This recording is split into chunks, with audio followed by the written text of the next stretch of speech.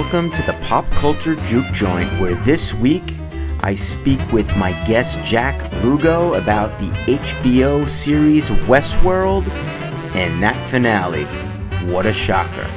We don't waste any time, we get right into it, so enjoy our conversation.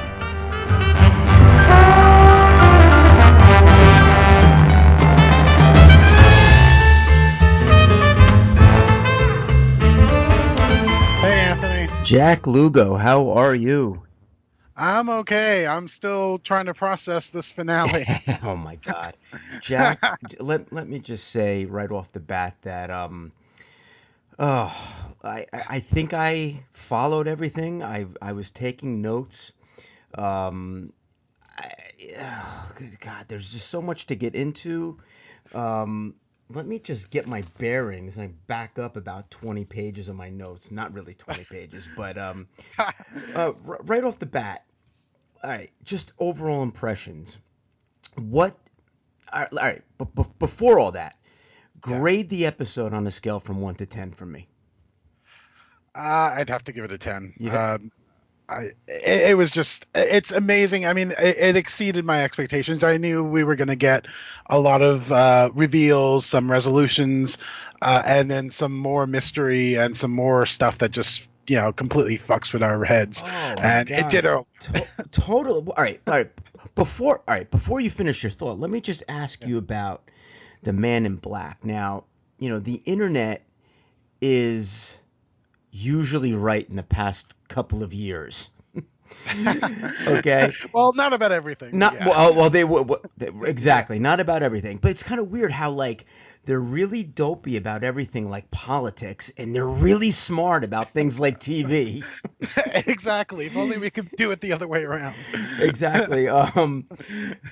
It seems like from week one, people were predicting that the Man in Black was William. I mean, it was a fun theory, and some people thought it could have been Logan because he was wearing the black hat and all that other kind of goofy shit. But, I mean, were we shocked that William, or the Man in Black turned out to be William? Were you shocked? I mean, I really wasn't shocked. I was we all kind of saw it coming. What do you think? We saw that coming too. I mean, I think there are a few holdouts even online in some of the forums who were saying, "Oh, it's not multiple timelines. It's William is not the Man in Black." But I think most of those people were very contradicted quite heavily. So I think I came along to that conclusion early on. I don't know if it was episode 1 per se, but probably by at least the second or third episode, that's came around to that. To guess that I don't think they were trying to hide it, because there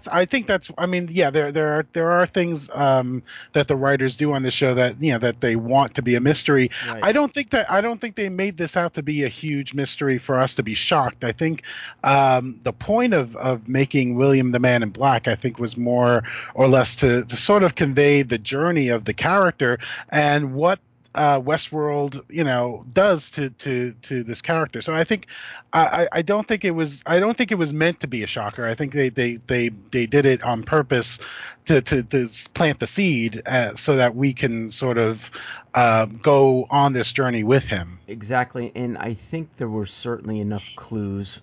The knife. I mean, people for weeks have been pointing out they use the same knife, they have the same shirt. Whatever, like little things like that. I don't know. Let me ask you a quick question about HBO, and I kind of feel like they knocked this one out of the park after a long string of just weird programming. Yeah. I don't think this was a happy accident. I think this was the hit that they needed to have. Exactly. Without a doubt. And sure, Game of Thrones is in their canon, but you take that out of the mix, there's nothing going on there. And you and I met when I was doing recaps of Boardwalk Empire, and that I haven't seen anything on HBO like that, I think, since Well, obviously Westworld, since Westworld has arrived. I was a fan of The Leftovers. I don't think you watched The Leftovers. I did not. I watched Vinyl. We were both kind of disappointed when Vinyl was canceled. Yes. I don't think Vinyl was given its fair shot. I still think it didn't get the air that it probably should have gotten. But now that Westworld is here and everyone has this Jones on Sunday night, I'm kind of happy for the network because you shared something today. I think it was from Variety that or it's maybe something I read a couple of days ago, but basically it said that every bad thing that could have been written about a TV show before it aired was written about Westworld. Like this was a catastrophe. It's in right and exactly. The first thing I heard of the first time I ever heard of Westworld, because I wasn't aware of the original Michael Crichton film. I just knew that HBO was developing this science fiction show, and the first time I heard about it was when they were canceling Vinyl. And what I heard was that they had this whole controversy when they had these extras signed this clause where they were participating in an orgy scene and they were required to submit to genital contact. I'm like, what the hell is going on? Well, here's the thing. It's I remember seeing clips of Westworld just kind of like in HBO's programming, teasers. And then it never arrived. And I'm like, okay, where is Westworld? And they stopped production for a while too, for the writers to catch up on the scripts, which usually is not a good thing to hear. No, it's kind of like the kiss of death. So I don't think you or I had high hopes going into this, and I was pleasantly surprised. I mean, as I think everyone online, people are jonesing on Monday morning, right? Yeah, I mean, a lot of people. I caught on about episode 3, because I saw some of the reviews coming in. I was like, okay, let me check it out. But I didn't catch on like from the very first episode. I had to kind of binge the first 3 episodes, and then every week since then I've been like jonesing for this show. Who do you think is the real tragic figure of Westworld? I mean, is it Maeve? Is it Dolores? Or is it both of them? I think it's got to be both of them. I think, definitely Dolores, because obviously, with the finale, it's sort of it's revealed also that essentially she's Wyatt. They combined her character with Wyatt, but basically she's a tragic figure because it's sort of a fatalistic end to her, that she's sort of fated to carry on this repetitive loop. And it's a part of Ford's storyline, and she can't escape. And then Maeve is also a tragic figure because even though she thinks she's escaped, she thinks she's gained this new transcended to this new consciousness. She's really also being controlled and manipulated, and we see that at the end when she's thinking about her daughter. Even though she knows her daughter is this synthetic creation, she still pines for this daughter, despite her not being real. So she is being controlled as well. So yeah, I think the tragic figures are the androids or the hosts. Yeah, I mean, it's amazing, like the kind of humanity they can have when they're not people. I mean, it's kind of weird how these weird memories or reveries, as I guess Dr. Ford put them, can really make them like truly human. Yeah, exactly. I think for the most part in this show, there really aren't that any real sympathetic human characters. I mean, William, before it was confirmed that William was the Man in Black, he was somewhat sympathetic, right? But then you see sort of the downward spiral he goes into.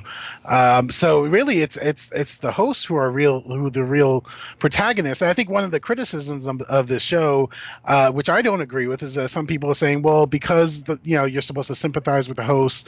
There are no real stakes because the host can die over and over again, and they just come back. So it's not, as a audience member watching it, you're not really caring what happens to them. And I don't think that's true. I mean, I think if you're into this show, obviously some people may feel that way, but I think if you're a fan of this show, I think it's more than that, because I think you're really, the show is really asking you to question what is consciousness, what makes a human being a sentient, life form in a sense. And it sort of transcends this whole idea of, well, they're just robots. Well, and leave it to, one of the Nolans to bring this to us, because I've always said that, I have a love-hate affair with the Nolan brothers. Oh yeah, I really do, and I have to be honest, because ever since Memento came out, which was directed by Christopher Nolan and written by Jonathan Nolan, who is one of the creators of this TV show Westworld, I've always said that if you confuse the American public well enough, then they will think you are a genius. Oh yeah, I mean, felt that way about the Batman films to some extent. I mean, I enjoyed the Batman films, the Nolan trilogy of the Batman films, but you can see that there's some ways that they that it feels sort of forced in a sense. I mean, well, ironically to say, the narrative of Batman in those movies is very, the darkness and the grittiness is very. It's kind of forced upon the audience. It doesn't feel authentic in a sense, even though obviously there is a legitimate reason for making it that way. Sometimes with something like Batman, you want to have some kind of fun, and a lot of those, some of the fun element was not really prevalent in those Batman films. Well, and, I kind of felt a little bit like that, a little bit with Westworld. Like every now and then when I truly didn't know what was going on, I have to go back to my Nolan rule and go, well, like, what do you expect? Let's not forget J.J. Abrams is, the granddaddy of this whole TV show, who gave us, the other TV show that confused the living bejesus out of people, which was Lost. There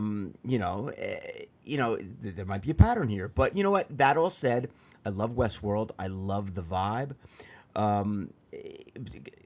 Let me just ask a couple questions, because I wrote down a couple questions that I had, both serious and not so serious throughout the show. Okay.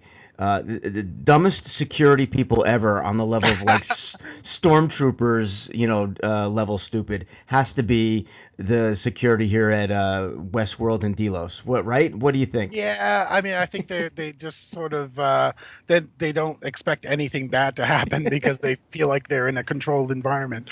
And they have terrible aim, like the Star Wars stormtroopers. My God. All right, so. What do you think is Delos? What is it?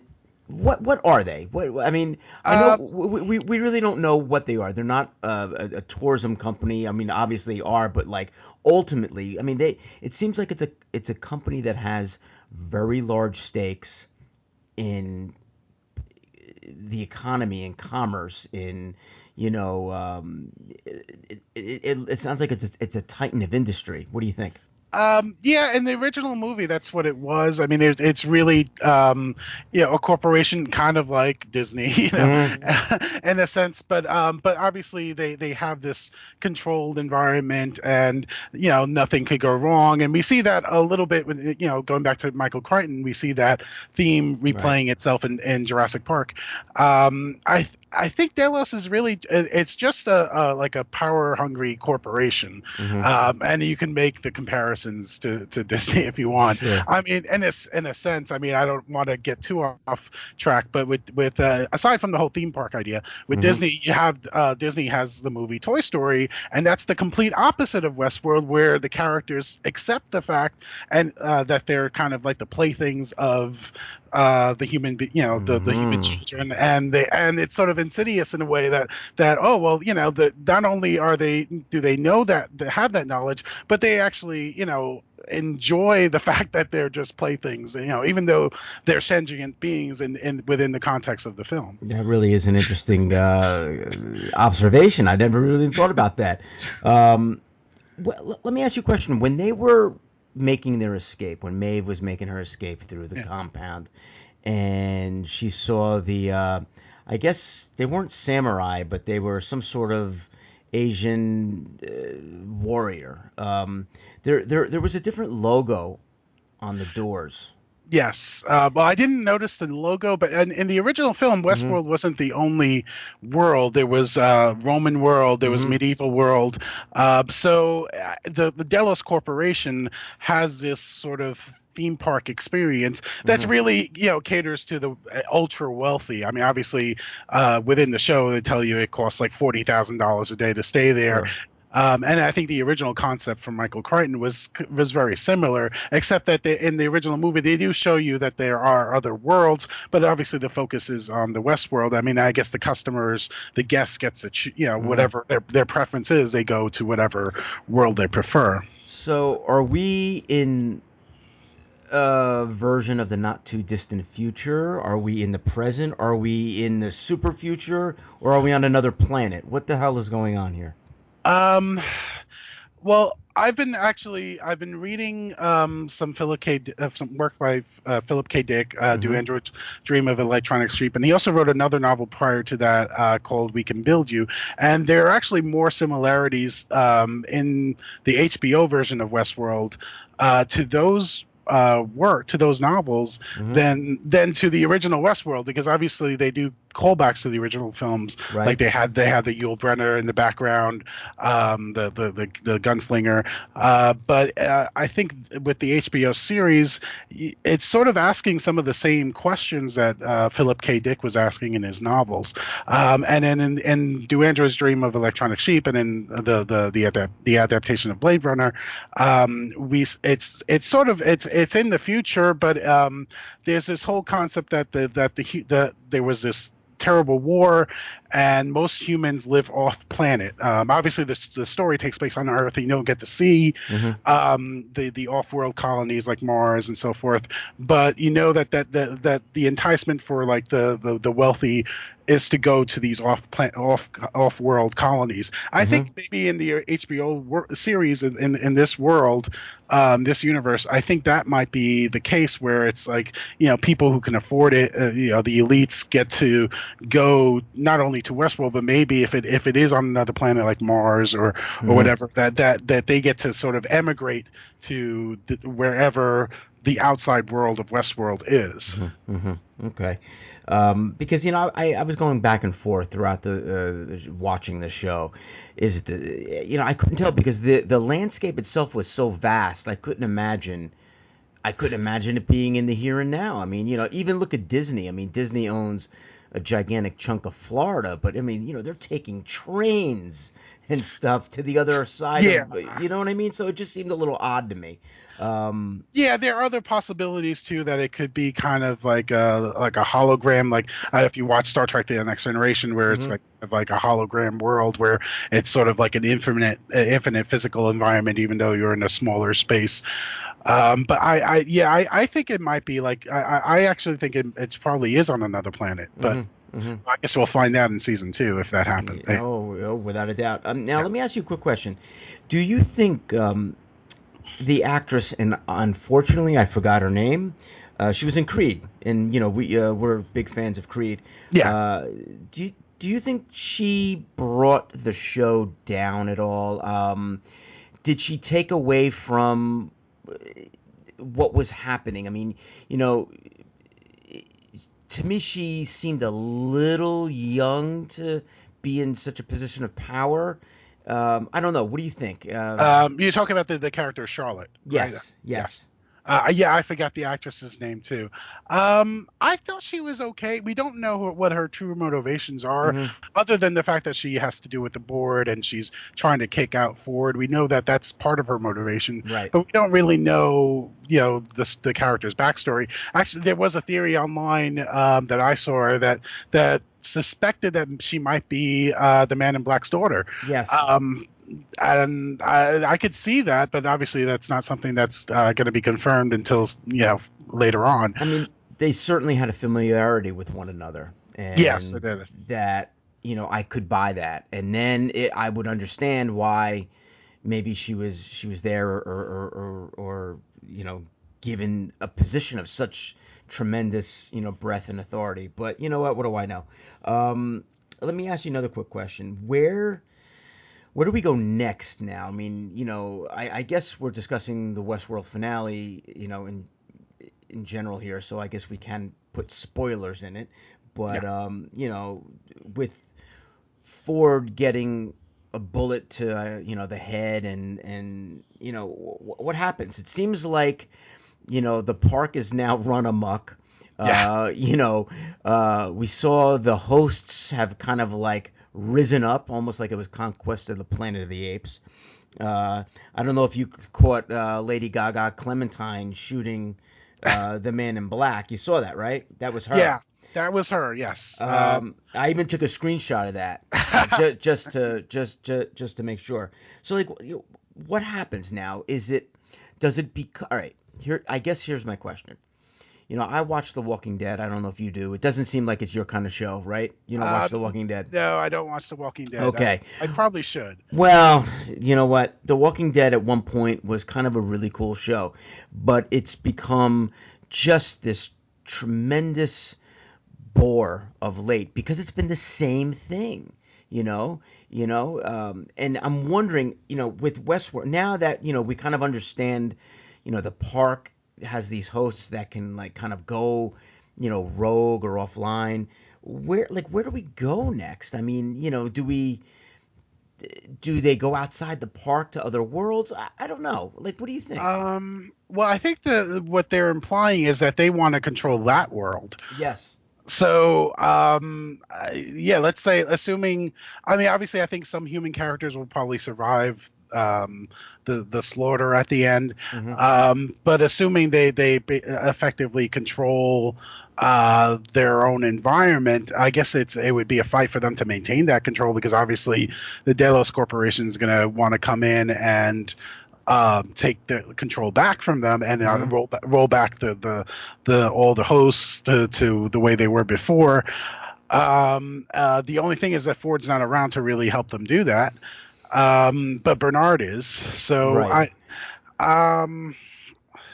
it's hard, yeah, because the original Westworld movie had a sequel called Future World. Mm-hmm.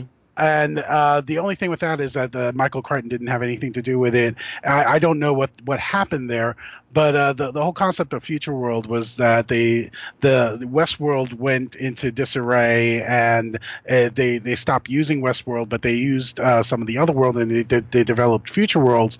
And what they were doing is they were enticing the guests to come in, and then replacing the guests with robots that look, that are identical to the guests. So this way, a guest would go. It was like a lure. The guest would go, and then the robot would come back into the real world. I don't know that they would do that on this show, but that's a possibility. Right. I mean, I think that without Anthony Hopkins, who probably only signed a 1-season contract. I mean, Yeah. Because first of all, it's probably super expensive. Without their mad genius, who do you have behind, the curtain, kind of pulling the strings? I think that's what made that show so great, because he always seemed like one step or a step and a half in front of everyone. He knew what was happening at all times. Right. And he what knew, do you think? he knew how the hosts were designed, like, and how to control them. Whereas it looked like, even everyone else working at the park, the techs and no one really knew how the technology works. So it's like, running, like someone who's like running Microsoft, not knowing how the software works. They just, hope that, that they just sort of like, administer, do like, administrative work and not really, know how the technology, the ins and out of the actual technology. So someone's going to have to learn that. I think they did mention in one of the interviews with either Jonathan Nolan or Lisa Joy that they were going to go into more about how the hosts are constructed and more about like the physical aspect of how you design a host within that universe. And I think, and I'm probably half joking here, but the ultimate revenge for Arnold would be somehow Bernard builds a host of Dr. Ford. Yeah, I mean that would be an opportunity for Anthony Hopkins to come back. See, when you're dead on the show, you're never really dead. Exactly. So, all right, before we leave, I just want to ask you for someone, because people ask me all the time, hey, what are you watching? Okay, I'm watching Westworld, and they always ask me to describe it, but I never really describe it in a way that actually makes it sound compelling or enticing or interesting. So I figured, how would you describe Westworld? Because I know you're, a very astute, fan of pop culture and TV. So how would you describe to a coworker Westworld? That's a toughie because there's no real quick synopsis for it. I mean, and that's the whole thing with other shows like with the Boardwalk Empire. You can say it's about prohibition and it takes place in Atlantic City and it's about the gangsters. And with Sopranos, you can do a similar thing too. It's with this show, you can take like 2 hours just to describe the premise of the show. I basically tell people, well, it's kind of like an amusement park of the Wild West. And they always end up giving me a response like, huh? And I go, yeah, and I'm like, look, it's like Deadwood meets iRobot, okay? Okay, that's how I describe it. Yeah, the way I've been describing it to some people is it's sort of like Jurassic Park, but with androids instead of dinosaurs. There you go. Martin connection. But it goes a lot deeper than that. With this show, like I don't know that the Michael Crichton really had this in mind, the more highbrow kind of high concept aspect of this show in mind when he did the original Westworld. I think it was more thematically like what Jurassic Park became. But it is a real mindfuck. I mean, it most certainly is, man. And I might have to watch that again. Because you just told me that Dolores was in fact Wyatt, and and you know what, man, I might have missed that. When she's sitting in front of herself, I have to be honest, I didn't know what the fuck was going on. Yeah, that seems a little confusing. But actually, the revelation about Wyatt was a little before. You see Arnold holding the pad, and you see him press the button because I guess Arnold and Ford were creating this narrative about Wyatt for Teddy's backstory. Right. And Wyatt, the Wyatt story was supposed to be that he was this soldier who went off and came back with crazy ideas and thought of himself as a god and started this cult and started killing people. And then Teddy kind of joined him, and he's sort of trying to reconcile with that. And I think what Arnold did was to take that backstory and implant it into Dolores. Man, you know what? I loved it. I thought it was great. We're gonna wait another a year and a half or so before we see season 2. Yeah. 2018. And with this, I mean, you have to give them all the credit in the world because this is like a level of writing that I don't think has been achieved on television for quite a while.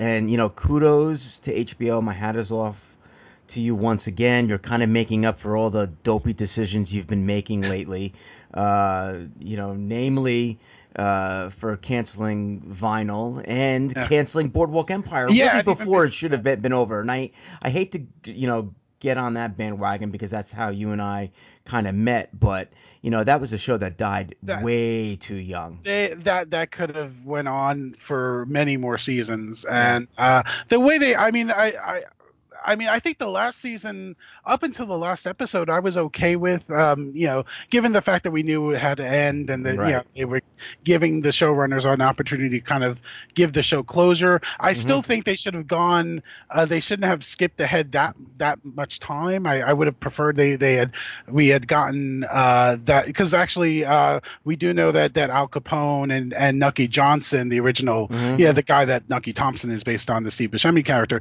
we do know that they actually had this whole conference in Atlantic City in 1929. And if you have a show like this, that's how do you not include that? It's unbelievable. But you know what? Fine, HBO, we'll let you slide with that. You gave us a really great gem with Westworld, and hopefully we'll pick this up at some point in the future to chat some more TV. I appreciate you hanging out with me this Sunday night, Jack. I appreciate you having me on. Thank you. No problem, and I'll catch you online. All right. Talk to you soon. All right. Thanks, Anthony. Bye-bye.